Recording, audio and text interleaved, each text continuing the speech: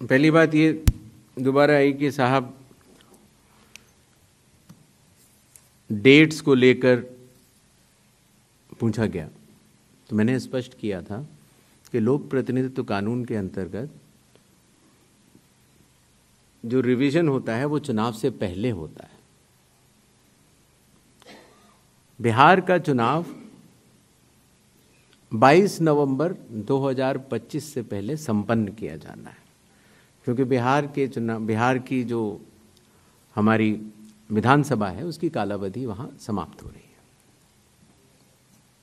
हमारे पास 1 जनवरी 2025 का एक स्पेशली रिवाइज किया हुआ एक रोल था, इंटेंसिव नहीं था। आमूमन तौर से चुनाव से 6 महीने से अगर ज़्यादा हो तो हम लोग को वोटर लिस्ट रिवाइज करनी चाहिए। तो अगर 1 जनवरी से 22 नवंबर तक हम रिवाइज नहीं करते तो इस 11 महीने से ज़्यादा के अरसे में काफ़ी त्रुटियां हो सकती थी।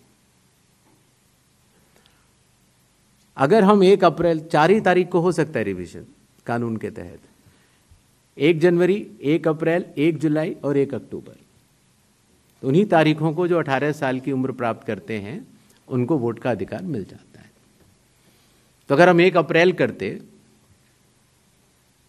तो फिर ये बात आती कि अभी तो आपने एसएसआर कराया है तो आप फिर करा रहे हैं। अगर हम 1 अक्टूबर करते तो ये बात आती कि बिल्कुल चुनाव सर पर है।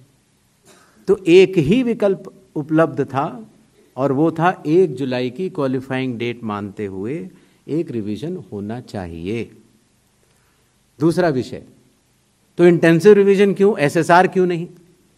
ये बात मैं आप लोग ही तो कह रहे हो कि एसएसआर में इतना गहन परीक्षण नहीं हुआ, इसीलिए कई त्रुटियां पाई गईं जो कि अब इन्यूमरेशन फॉर्म से आ रही हैं। दरअसल एसआईआर ही तो है जो इन सारे आरोपों का जवाब है।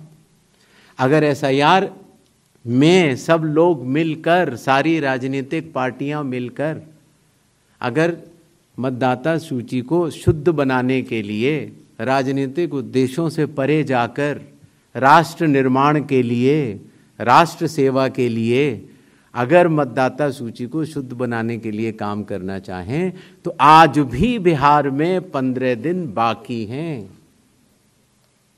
और चुनाव आयोग उन सभी का शुक्रगुजार रहेगा जो मतदाता सूची शुद्ध करने के लिए अपना योगदान देंगे। ये बात कही गई कि किसी एक राज्य से, उड़ीसा से या उत्तर प्रदेश से कुछ शिकायतें की गई। बात वहीं की वहीं है। चुनाव हारने या जीतने के बाद जिस मतदाता सूची पर चुनाव हुआ उसके ऊपर बिना हलफनामा दिए, हलफनामा दिया गया ये बात ठीक नहीं है, बिना हलफनामा दिए, बिना ओथ दिए, सिर्फ एक पत्र लिख कर अगर हमारे बूथ लेवल ऑफिसर्स और एसडीएम्स और डीएम्स इनके कार्यशैली पर अगर कोई प्रश्न चिन्ह लगाता है तो ये गलत है। एक सवाल जो मैं पिछली बार जवाब नहीं दे पाया था कि साहब जो ये एसआईआर बिहार में चल रहा है उसमें कितने लोगों के डॉक्यूमेंट आ गए, कितने लोगों ने रिकमेंड किया, किस बूथ लेवल क्या रिकमेंड किया, डाटा लेने की कोशिश तो हो रही है। लेकिन मैंने आपको पहले बताया था कि चुनाव आयोग मल्टी लेवल कंस्ट्रक्ट से काम करता है। Booth level officer booth level पर है, जहां औसतन करीब 1000 से कम मतदाता हैं, 200 घर हैं। उसके ऊपर आता है बूथ लेवल सुपरवाइजर जो 10 बूथ लेवल ऑफिसर के ऊपर काम करता है। उसके ऊपर आता है एसडीएम, उसके ऊपर आता है डीएम, उसके ऊपर आता है चीफ इलेक्टोरल ऑफिसर, और मतदाता सूची का कार्य वहीं समाप्त हो जाता है। चुनाव आयोग में न तो मैं, न मेरे साथी चुनाव आयोग, न कोई चुनाव आयुक्त का अधिकारी और न आप कोई भी वोट जोड़ सकते हैं या काट सकते हैं सिवाय कानूनी प्रक्रिया का पालन किए, कोई भी।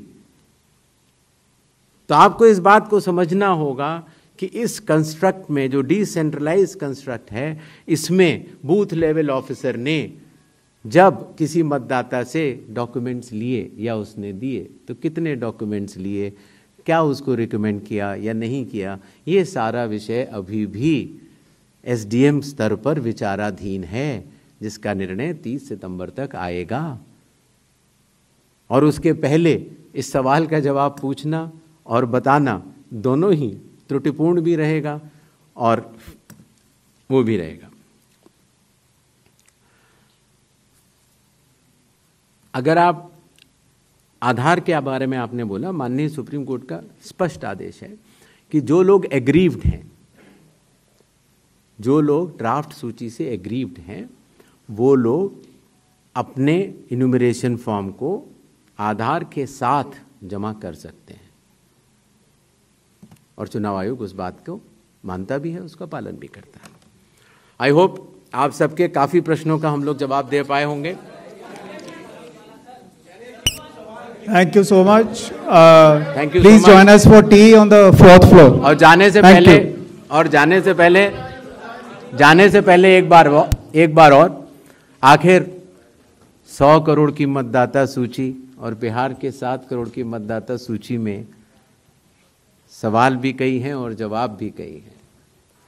सच सुनने की क्षमता भी होनी चाहिए और समझने की क्षमता भी। तो मैं सिर्फ इतना कहना चाहता हूं जाने से पहले कि एक बार फिर आप सबके माध्यम से भारत के मतदाताओं को बहुत बहुत नमस्कार। और सभी राजनीतिक दलों से हम ये आह्वान करते हैं कि अभी भी प्रारूप सूची में कोई भी त्रुटि हो तो आगे आएं और हमें 1 सितंबर तक बताएं। 1 सितंबर के बाद बतलाने से कोई फायदा नहीं होगा। जय हिंद, जय भारत।